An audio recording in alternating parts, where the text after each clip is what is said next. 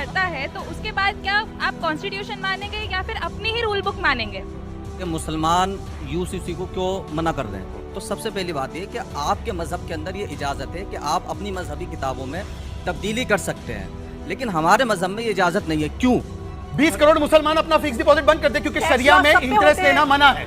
शरिया में इंटरेस्ट लेना मना है, शरिया में मुफ्त घर लेना मना है। बागी बना दो, क्या बना दो, क्या बना दो, बागी। अब आप क्यों लोगों के मन में ये अब तो आपने देखा किस तरीके से इस वीडियो में बात हो रही थी यूनिफॉर्म सिविल कोड के बारे में। यूनिफॉर्म सिविल कोड यानी ये कानून यूसीसी मोदी जी ने संकेत दे दिए हैं कि ये बहुत जल्द आने वाला है, और आप देख सकते हो कि मुसलमान किस तरीके से इसका कनेक्शन कहाँ से क्या निकाल रहे हैं। इसका वैसा कनेक्शन नहीं, इससे कुछ भी नहीं होने वाला है। उनके मतलब धर्म पे इससे कोई फ़र्क नहीं पड़ने वाला है। बट इस तरीके की सोच अगर रहेगी तो क्या होगा। पहले पूरा वीडियो देखते हैं, वीडियो की बात करते हैं इस टॉपिक पर। प्लीज़ चैनल को सब्सक्राइब करेगा। मैं मिलता हूँ वीडियो यूसीसी को क्यों मना कर रहे हैं? तो सबसे पहली बात ये कि आपके मजहब के अंदर ये इजाज़त है कि आप अपनी मजहबी किताबों में तब्दीली कर सकते हैं, लेकिन हमारे मजहब में ये इजाज़त नहीं है। क्यों?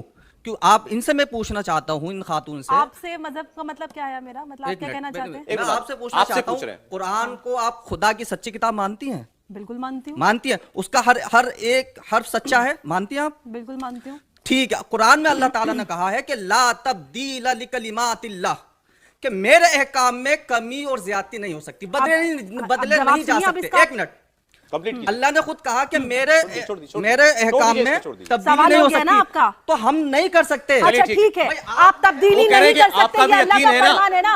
एक मिनट सौरभ, आप तब्दीली नहीं कर सकते, ये अल्लाह का फरमान है। ये आप भी मानते हैं, ये मैं भी मानती हूँ, शहजाद भी मानते हैं। अल्लाह के फरमान में तब्दीली नहीं कर सकते ना, तो फिर क्रिमिनल कोड क्यों नहीं फॉलो करते? वहां कहाँ चला जाता है आपका ईमान? आधा ईमान मानेंगे, महिलाओं की बाई रहेगी तो संविधान आप अल्लाह पे छोड़ देंगे। चोरी की सजा क्या है? और अल्लाह मुनाफिकत को सीधे तौर से मना करता है कि आप अपनी मर्जी से अपनी पसंदीदा आधा चीजें नहीं चुन सकते। वो लोग मुनाफिकों में से हैं जो अपनी मर्जी से पसंदीदा चीजें छोड़कर एक सेकंड ये बात होनी चाहिए। आपने शुरू कीजिए। रब्बानी साहब एक मिनट प्लीज, एक मिनट। रब्बानी साहब यही बहस है और आप बड़े सही जगह आप उसको ले आए। उन्होंने ये पूछा, आपने कहा जो किताब में लिखा है, कुरान में लिखा है, उसको मानते हैं, वो भी मानती हैं। उन्होंने आपसे पूछा ये कि आप जो हमारे यहाँ क्राइम की सजा है, जो गुनाह की सजा है, उसके लिए तो लिखा हुआ इंसान का कानून मानते हैं ना। किसके लिए? हम तो कहते हैं शरीयत को फॉलो करो, हाथ काटो चोर के। अच्छा निकालो, मैं आपके साथ हूं। सर मानते यहाँ आप हिंदुस्तान में रहते हैं तो वो आईपीसी का कानून मानते हैं ना, आईपीसी का कानून मान रहे हैं ना, मानना पड़ रहा है। तो समझ रहे हो आप? ऐसे ये वाला भी मानना पड़ जाएगा। सौरभ जी एक बात क्या है? केवल एक सेकंड चाह रहे हैं ना। सौरभ जी केवल गुनाह वाले कानून में भी हो गई। सौरभ जी एक ऑडियंस से 2-3 सवाल। एक वाक्य, केवल एक वाक्य। अभी आ जाऊंगा। मोहम्मद साहब एक सेकंड सौरभ जी एक शॉर्ट कमेंट। मोहम्मद साहब, आपका मोहम्मद अब्बास, एक सेकंड यार, इसको छोड़ दीजिए। मोहम्मद अब्बास जी, ठीक है साहब। रब्बानी जी, हाँ रब्बानी जी प्लीज, इंपॉर्टेंट कॉम। बोले आपकी आवाज आ रही। रब्बानी साहब आपका ध्यान। आपका फिक्स डिपॉजिट है बैंक में? फिक्स डिपॉजिट नहीं है। क्या मुसलमानों का फिक्स डिपॉजिट बनता है बैंक अकाउंट में? 20 करोड़ मुसलमान अपना फिक्स डिपॉजिट बंद कर दे, क्योंकि शरिया में इंटरेस्ट लेना मना है। शरिया में इंटरेस्ट लेना मना है, शरिया में मुफ्त घर लेना मना है, शरिया में मुफ्त बिजली लेना मना है, शरिया में मुफ्त गैस सिलेंडर लेना मना है। मैं कहता हूं कि 20 करोड़। एक सेकंड मोहम्मद साहब, आप एक सेकंड, आप एक अपील कीजिए कि मैं सभी मुसलमान, आईपीसी तो बदल नहीं सकते, सभी मुसलमानों से अपील करो कि सारी मुफ्त चीजें छोड़ दे। वक्फ बोर्ड छोड़ करिए अपील, करिए अपील, कमीशन छोड़ दे, माइनॉरिटी स्कीम छोड़ दे। बस हवा निकल गई। आप देखिए अब मैं मोहम्मद साहब आपको एक सेकंड और दूसरी एक सेकंड मोहम्मद साहब, एक सेकंड मैं आपसे पूछना चाहता हूं, आपकी बेटी की उम्र कितनी? आपकी बेटी है, बच्ची है? आप चाहते हैं कि आपकी बच्ची की शादी 11 साल में हो जाए? आप अपनी बच्ची की शादी 11 साल में कराओगे?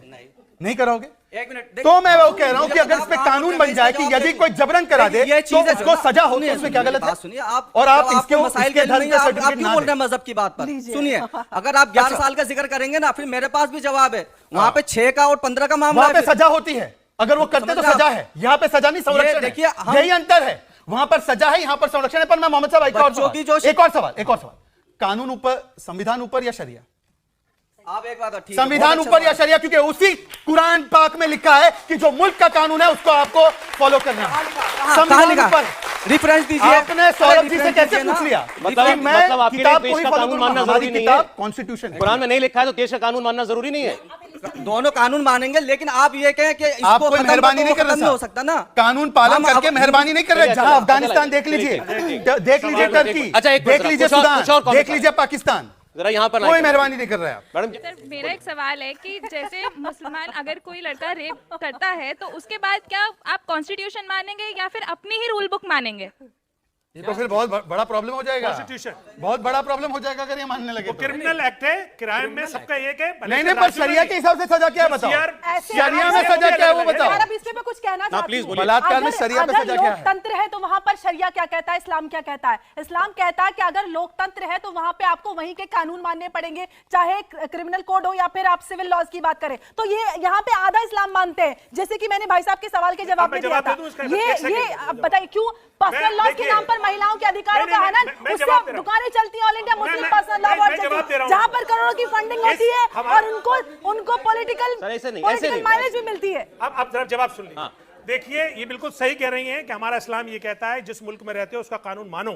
इसलिए हम इस देश का कानून मानते हैं, इसीलिए हम कानून बनाने में जो अपना विरोध दर्ज करा रहे हैं इसीलिए करा रहे हैं, जो हमें मानना पड़ेगा जब बन जाएगा। दूसरी बात, कानून ना बने इसकी हम पूरी कोशिश करेंगे कि हमारे इस्लाम के खिलाफ कानून ना बने। संविधान दूसरी बात, आर्टिकल 44 ये तो मेरे लोकतांत्रिक अधिकार है।